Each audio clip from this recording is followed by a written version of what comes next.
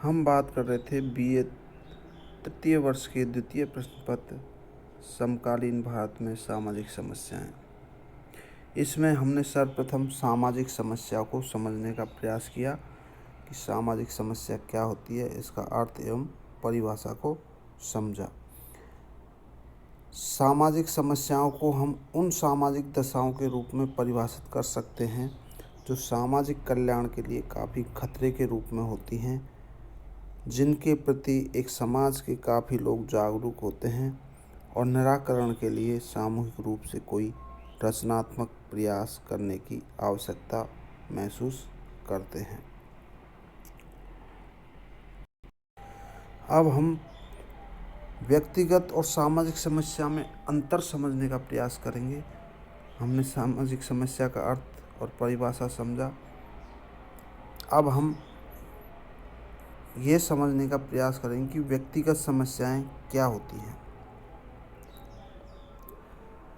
सामाजिक समस्या को और अधिक स्पष्टता के साथ समझने के लिए व्यक्तिगत व सामाजिक समस्या के अंतर को जान लेना बहुत ही आवश्यक है।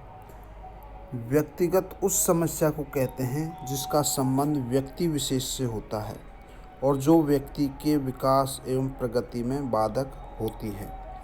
व्यक्ति सामाजिक आदर्शों की अवहेलना करने लगता है और उसके व्यक्तित्व का विघटन होने लगता है।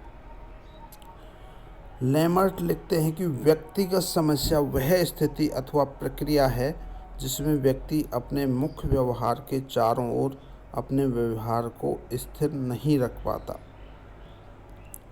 उसकी भूमिकाओं के चुनाव की प्रक्रिया में संघर्ष और भ्रम बना रहता है। हम संक्षेप में कह सकते हैं कि व्यक्तिगत समस्याओं की स्थिति में व्यक्ति के व्यक्तित्व में असंतुलन पैदा हो जाता है। वह समाज और संस्कृति के प्रतिमानों का पालन नहीं करता तथा उसके व्यवहार में विचलन और विघटन दिखाई देता है। इसी तरह मावर लिखते हैं, व्यक्तिगत समस्याएं व्यक्ति के उन व्यवहारों का प्रतिनिधित्व करती हैं जो संस्कृति द्वारा मान्यता प्राप्त प्रतिमानों से इतने अधिक नीचे गिर जाते हैं कि समाज उन्हें अस्वीकृत कर देता है।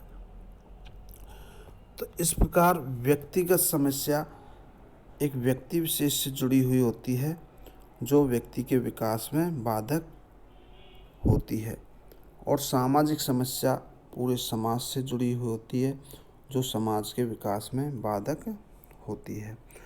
तो यहाँ हम व्यक्तिगत समस्या और सामाजिक समस्या में अंतर समझने का प्रयास करेंगे, जिससे यह स्पष्ट हो जाएगा कि सामाजिक समस्या क्या है।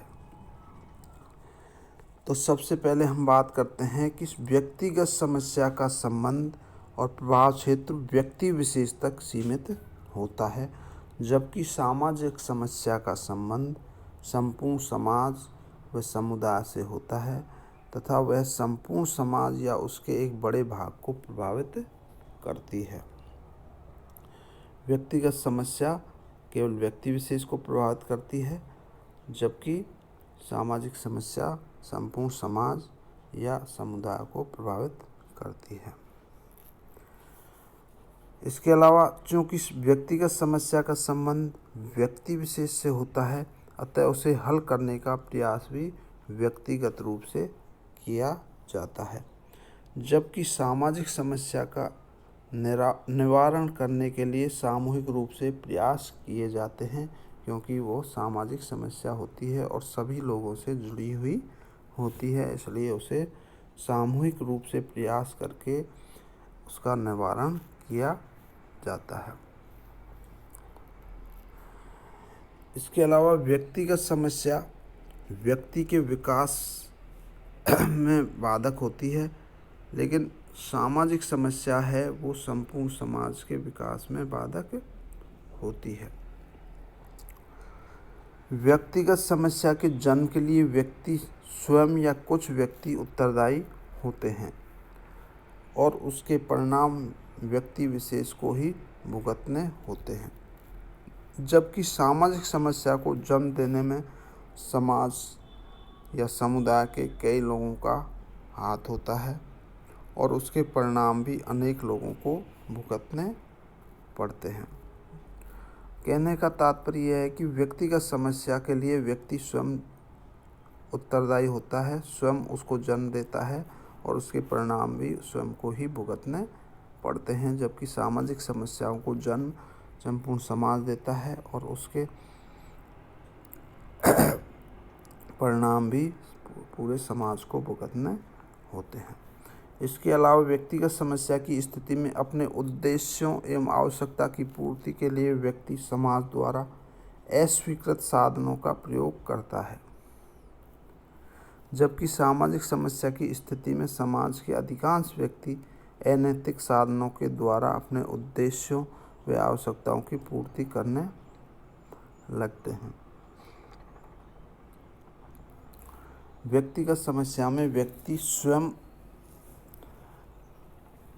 अपने समाज द्वारा अस्वीकृत साधनों का प्रयोग करता है, जबकि सामाजिक समस्या में समाज के अधिकांश व्यक्ति ऐसा करते हैं।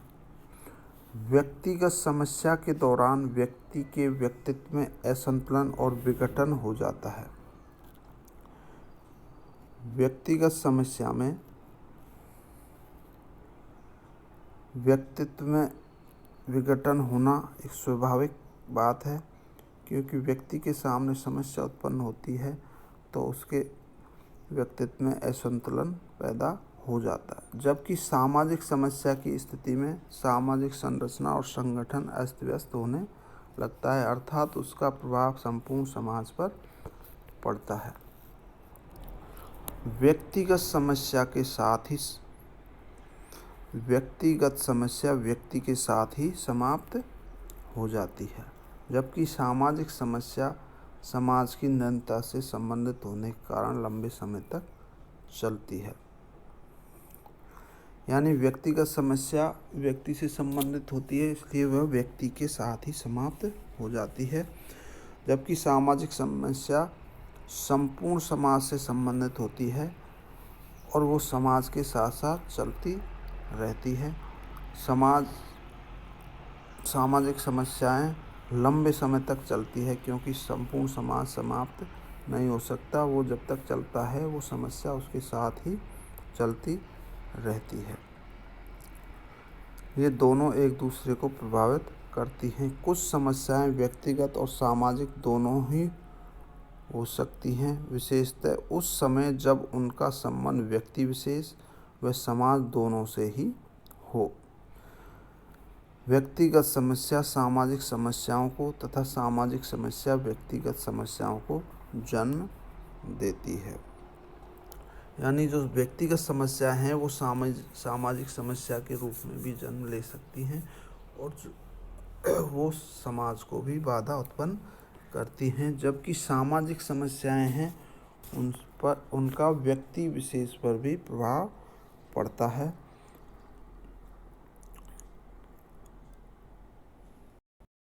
इन अंतरों का अर्थ यह नहीं लिया जाना चाहिए कि दोनों समस्याएं एक दूसरे से एकदम पृथक हैं, वरन दोनों में घनिष्ठ संबंध पाया जाता है। ये दोनों एक दूसरे को प्रभावित करती हैं।